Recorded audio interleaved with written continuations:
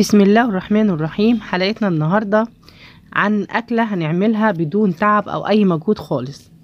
هنعمل مع بعض الفراخ المشوية بالبرتقال مع طاجن بطاطس 2 في 1 كده في الفرن. أول حاجة بجيب إناء وبجيب بصلة كده مبشورة ناعم،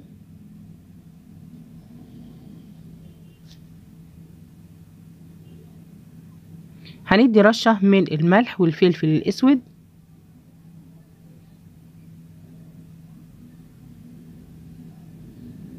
كمان رشة من الكاري،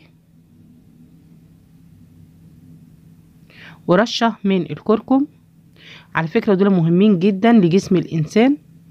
وبندي كمان كده بقى معلقة من بهارات الفراخ، ومعانا كمان رشة من البابريكا،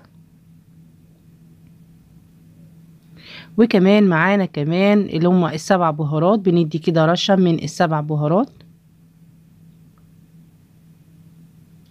بيكون عندي بقى برتقان كده، ببتدي ان انا اخد عصير برتقانة. لو البرتقانة كبيرة ممكن ان انا اخد نص عصير البرتقان على حسب الكمية اللي انت هتعمليها من الفراخ.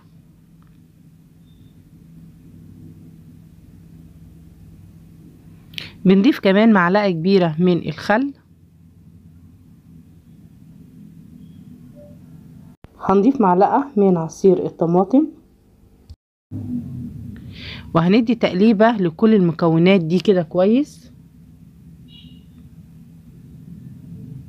بعد كده كمان معايا بشر برتقانة، هبتدي ان انا اضيف بشر البرتقان كمان، وندي كده تقليبة كويسة.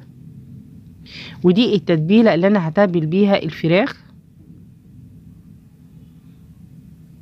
طبعا بقى بيكون عندك قطع الفراخ زي ما انت حابة، تقطعها 4/4 او 8 على حسب ما انت عايزة. بتبتدي تتبليها كده كويس بقى بالتتبيلة دي كده. هنتبل الفراخ كلها ونسيبها في التتبيلة دي مدة ساعة لحد ما تتشرب كويس من التتبيلة. على فكرة كل ما لحم الفراخ بيقعد في التتبيلة وتشرب من التتبيلة كويس، كل ما بتديكي نتيجة كويسة جدا في شوي الفراخ. طب لو انت مستعجله مفيش مشكله، تقدري تعمليها، بس يستحسن الفراخ بتاعتك تكون بايته ليله من قبل كده في التلاجة، عشان تساعد على ان لحم الفراخ بتاعنا يكون طري معاكي كده في السوا، ويكون الطعم بتاعها في منتهى الجمال. فهنا يستحسن لو انا التتبيله هعملها في نفس الوقت اللي انا هعمل فيها الفراخ، لازم تكون الفراخ عندي في التلاجة من قبلها بيوم. كده انا خلاص جهزت الفرخة بتاعتي، خلاص هسيبها بقى في التتبيلة تتبل لحد ما نجهز الطاجن بتاعنا. هيكون عندي هنا بطاطس، بكون طبعا غسلاها ومقشراها ومقطعاها بردك البطاطسية مقطعاها 4/4. مش اللي حابب يعملها دواير او اي حاجة مفيش مشكلة. عندي هنا حجم 3 بصلات مقطعاهم طرنشات، وعندي 3 طماطمات مقطعاهم مكعبات كده صغيرة بدون قشر، ومعايا كمان فلفل الوان. هجيب الطاجن او الصينية اللي انا هستخدم فيها، وهبتدي ان انا انزل بالبصل. انا بحاول افك البصل كده من بعضه. بعد كده بننزل بالطماطم، وبننزل بفلفل الالوان.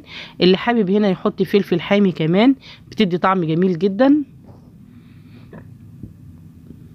خلاص بدي تقليبه كويسه كده للبصل مع الطماطم والفلفل. بعد كده هنبتدي ان احنا ننزل بالبطاطس، وقلت لك البطاطس ده تقطيعها اختياري متوقف عليكي انتي، بس لازم تقطعها تكون محمله شويه لحد ما تستوي الفراخ، ما تتهريش معاكي البطاطس. هندي تقليبه كويسه كده بحيث ان انا عايزه كله يتوزع كده مع بعضه. هيكون معايا بقى عصير طماطم، وهبتدي ان انا اديه رشه من البابريكا، ورشه من بهارات الفراخ،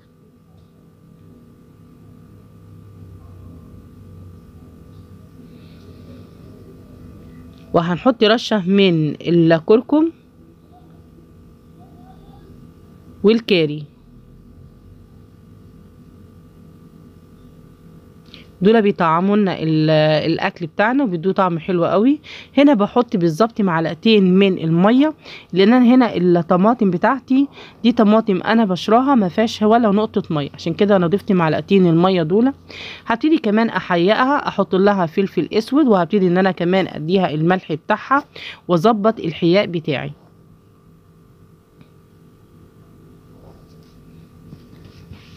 هنقلب كل المكونات كده كويس مع بعض.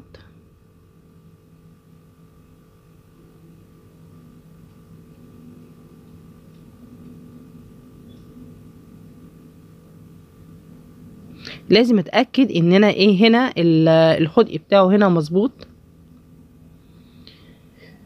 هبتدي بقى نضيف الصلصه بالتوابل بتاعتنا على قلب الطاجن بتاع البطاطس.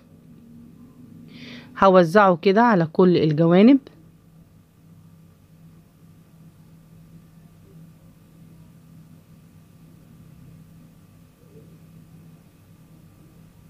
بالطريقه دي. حاسه هنا ان الطماطم بتاعنا بردك لسه تقيله قوي. هبتدي اضيف بردك معلقتين كمان كده من الميه في قلب الاناء اللي انا كنت عامله فيه. بصوا اهي. وهبتدي ان انا احطهم بقى على البطاطس بتاعتنا. هديها هزه عشان اتاكد ان هي كله متوزع في كل الاماكن. دي الفراخ بتاعتنا اللي انا كنت سايباها في التتبيله عشان تتبل. هبتدي ان انا اشيل التتبيله خالص من على الفراخ. نشيل كده التتبيله كده اللي انا حطاها من على الفراخ، وهبتدي ان انا ارصها على صينيه البطاطس بتاعتنا زي ما انتم شايفين بالطريقه دي. هرص قطع الفراخ هنا في الطاجن.